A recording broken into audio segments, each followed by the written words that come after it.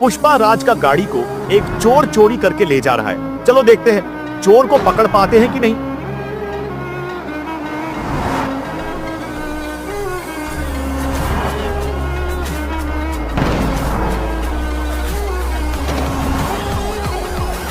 मुझे तो लगता है यही गाड़ी पुष्पा राज का है जिसे चोर चुरा के ले जा रहा है, लेकिन उसे देखने से पहले बेटा, मुझे देखकर इग्नोर मत करना। इस बार जो भी एग्जाम में पास होना चाहता है मैं उसे पास कर दूंगी, मगर तुम्हें मेरा भी एक छोटा सा काम करना होगा। तुम्हें इस वीडियो को लाइक करना है, चैनल को सब्सक्राइब करना है और इसे अपने 5 सच्चे मित्रों के साथ शेयर करना हो। और हाँ, जाते जाते कमेंट में सरस्वती माँ लिखने मत भूलना। गाड़ी पुष्पा राज का था जिसे चोर ले जा रहा था और इसका तो कचुम्बर बन गया।